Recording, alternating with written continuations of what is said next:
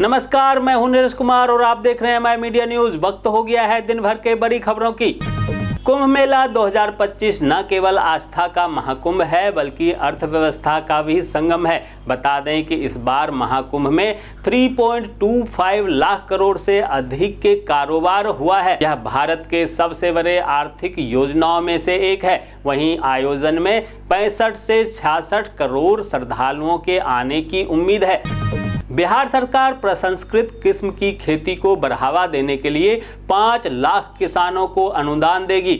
यह अनुदान veg fade के माध्यम से दिया जाएगा। इस योजना का उद्देश्य किसानों को उनके उत्पाद का लाभकारी मूल्य दिलाना और ग्राहकों को गुणवत्तापूर्ण सब्जियां उचित मूल्य पर उपलब्ध कराना है। 1984 सिख विरोधी दंगों में 2 सिख नागरिकों की हत्या के मामले में कांग्रेसी नेता सज्जन कुमार को आजीवन कारावास की सजा सुनाई गई है, जहां दिल्ली की रॉज एवेन्यू कोर्ट ने यह फैसला सुनाया। पंजाब सरकार ने बठिंडा स्थित गुरु गोबिंद सिंह रिफाइनरी द्वारा पिछले 5 वर्षों में दिए गए CSR फंड का ऑडिट करवाने का आदेश दिया है। यह आश्वासन उद्योग मंत्री तलवंडी साबो की विधायक प्रोफेसर बलजिंदर कौर को दिया गया है। हरियाणा के करनाल के अंतर्गत नीलोखरी में एक पैसेंजर ट्रेन की बॉगी पटरी से उतर गई, जिसके बाद यात्रियों के बीच अफरा तफरी मच गई। हालांकि इस घटना में किसी भी यात्री के हताहत होने की सूचना नहीं है। झारखंड के सभी राज्यकर्मियों के लिए जरूरी खबर सामने आई है, जिसमें स्वास्थ्य बीमा योजना को लेकर नया अपडेट सामने आया है। आदेश के अनुसार राज्यकर्मियों को प्रति माह मिल रहे 1000 रुपए के चिकित्सा भत्ता में से 500 रुपए प्रति माह की कटौती की जाएगी, ताकि 6000 रुपए का वार्षिक प्रीमियम जमा हो सके। छत्तीसगढ़ हाईकोर्ट ने हाथियों की करंट से मौत के मामले में सरकार से शपथ पत्र दाखिल करने को कहा है। गौरतलब है कि रायगढ़ जिले में करंट की चपेट में आने से 3 हाथियों की मौत हो गई थी, जिस पर हाईकोर्ट ने स्वतः संज्ञान लिया। दोस्तों, आगे बढ़ने से पहले आपसे रिक्वेस्ट है कि अगर आपने अभी तक इस न्यूज़ को लाइक और कमेंट नहीं किया है तो प्लीज़ लाइक और कमेंट कर दीजिए, क्योंकि आपके लाइक और कमेंट का मैं कब से इंतजार कर रहा हूं। और जैसा कि आपको पता है, कमेंट करने वाले लोगों के नाम मॉर्निंग न्यूज़ के लास्ट में बताते हैं, इसलिए न्यूज़ को लास्ट तक जरूर देखिए। बांग्लादेश में छात्र आंदोलन की अगुवाई कर रहे स्टूडेंट लीडर नाहिद इस्लाम ने मोहम्मद यूनिस की अंतरिम सरकार से इस्तीफा दे दिया है। नाहिद इस्लाम यूनिस कैबिनेट में सूचना सलाहकार के पद पर तैनात थे। बता दें कि हाल ही में बांग्लादेश की अपदस्थ प्रधानमंत्री शेख हसीना ने मोहम्मद यूनिस के नेतृत्व वाली अंतरिम सरकार पर देश को आतंकवाद और अराजकता का केंद्र बनाने का आरोप लगाया था। प्रधानमंत्री नरेंद्र मोदी 2 दिवसीय दौरे पर असम में हैं। यहां उन्होंने आज असम की राजधानी गुवाहाटी में एडवांटेज असम 2.0 समिट का उद्घाटन किया। उन्होंने समिट में कहा, आज पूर्वी भारत और नॉर्थ ईस्ट की धरती एक नए भविष्य की शुरुआत करने जा रही है। एडवांटेज असम राज्य के सामर्थ्य और प्रगति से पूरी दुनिया को जोड़ने का एक बहुत बड़ा अभियान है। इतिहास गवाह है कि पहले भी पूर्वी भारत देश की समृद्धि में बहुत बड़ी भूमिका निभाता था। कांग्रेस अध्यक्ष मल्लिकार्जुन खड़गे ने मंगलवार को एक्स पर हिंदी में एक पोस्ट में कहा कि सरकार ने SC, ST, OBC और अल्पसंख्यक समुदायों के युवाओं की छात्रवृत्ति छीन ली है और दावा किया कि सबका साथ सबका विकास का उनका नारा कमजोर वर्गों की आकांक्षाओं का मजाक उड़ाता है। कांग्रेसी सांसद शशि थरूर ने केंद्रीय मंत्री पीयूष गोयल के साथ एक फोटो पोस्ट की है। उनकी ये फोटो भारत ब्रिटेन व्यापार समझौते पर चर्चा के बाद की है।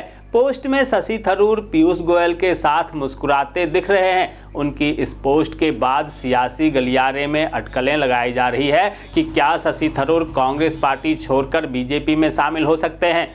नई शिक्षा नीति को लेकर केंद्र और तमिलनाडु की सरकार के बीच विवाद बढ़ता ही जा रहा है, जहां तमिलनाडु के मुख्यमंत्री MK स्टालिन ने इस विवाद पर बड़ा बयान देते हुए कहा कि उनका राज्य एक और भाषा युद्ध के लिए तैयार है।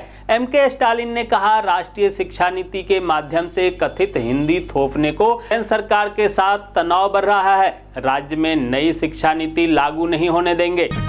भारत के ट्रांसपोर्ट सिस्टम में एक बड़ी क्रांति आने वाली है, क्योंकि देश की पहली हाइपर लूप टेस्ट ट्रैक बनकर तैयार हो गया है। इससे लोग आने वाले समय में हाइपर लूप ट्रेन की सुविधा ले सकेंगे। अगर ट्रायल रन सफल रहा तो इसके साथ ही यह ट्रेन 1100 किलोमीटर प्रति घंटे की टॉप स्पीड से चलेगी, जो बुलेट ट्रेन की स्पीड से काफी ज्यादा है। इस ट्रेन को IIT मद्रास ने तैयार किया है।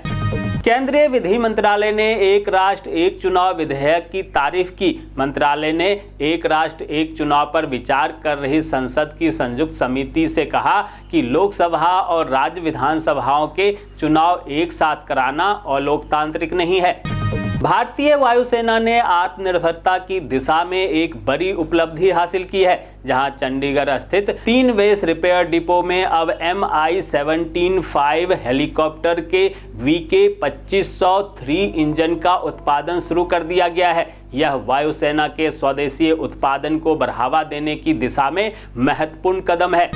मध्य प्रदेश के मुख्यमंत्री डॉक्टर मोहन यादव ने कहा है कि हमारी सरकार बनने के बाद ही हमने टूरिज्म सेक्टर को सबसे पहले विकसित करने की कोशिश की। इसके मद्देनजर हमने एविएशन पॉलिसी में बदलाव किया है। टूरिज्म को बढ़ावा देने के लिए हमारी खुद की विमान सेवा भी है। कर्नाटक और महाराष्ट्र के बीच बस विवाद तुल पकड़ता जा रहा है। इस बीच महाराष्ट्र के परिवहन मंत्री प्रताप सरनाइक राज्य परिवहन निगम में मार्शल तैनात करने की बात कही है। उन्होंने कहा है, मराठी हमारा गौरव है और हमें अपने यात्रियों की सुरक्षा का ध्यान रखना चाहिए। राजस्थान विधानसभा में भारी हंगामे की वजह से सदन नहीं चलने पर पक्ष और विपक्ष दोनों की आलोचना हो रही है। इस बीच सदन सुचारू रूप से चलने के लिए स्पीकर वासुदेव देवनानी नई व्यवस्था लागू कर रहे हैं। इसके तहत अब लोकसभा की तर्ज पर यदि कोई भी सदस्य आसन की ओर बढ़ने की कोशिश करेगा या सदन की अवहेलना करेगा तो उनका निलंबन स्वतः ही हो जाएगा। प्रधानमंत्री नरेंद्र मोदी की ओर से मोटापे के खिलाफ अभियान के लिए देश भर से नामित किए गए 10 लोगों में जम्मू कश्मीर के मुख्यमंत्री उमर अब्दुल्ला को भी शामिल किया जाना बहुत कुछ कहता है। जहां अभियान में शामिल होने पर उमर अब्दुल्ला ने कहा, मैं इससे जुड़कर खुश हूं। दरअसल उमर अब्दुल्ला भी जानते हैं कि केंद्र सरकार के साथ मिलकर चलना जरूरी है। वहीं पीएम मोदी के अभियान से जुड़ने से उत्साहित उमर अब्दुल्ला ने 10 और लोगों को नामित किया है। बिहार पुलिस अवर सेवा आयोग BPSSC ने राज्य सरकार के मद्य निषेध, उत्पाद एवं निबंधन विभाग में सब इंस्पेक्टर के पद पर भर्ती निकाली है। उम्मीदवार 27 फरवरी से 27 मार्च तक आधिकारिक वेबसाइट पर ऑनलाइन आवेदन कर सकते हैं। अधिक जानकारी के लिए BPSC की आधिकारिक वेबसाइट पर विजिट करें। दोस्तों, मैं देख पा रहा हूं कि आप में से बहुत सारे लोगों ने इस न्यूज़ को लाइक किया है और कमेंट भी किया है, लेकिन अभी भी कुछ लोग बाकी हैं जिन्होंने न्यूज़ को लाइक और कमेंट नहीं किया है। उनसे भी आग्रह है कि प्लीज़ प्लीज़ प्लीज़ वे भी न्यूज़ को लाइक कर दें, कमेंट कर दें, साथ में शेयर भी कर दें। तो ये थी आज दिन भर की बड़ी खबरें। ऐसे ही खबरों से अपडेट रहने के लिए चैनल को सब्सक्राइब कीजिए, नोटिफिकेशन बेल को दबाइए, वीडियो को लाइक कीजिए और ज़्यादा से ज़्यादा शेयर कीजिए, ताकि आप और आपके जानने वाले रह सकें देश और दुनिया के तमाम खबरों से अपडेट।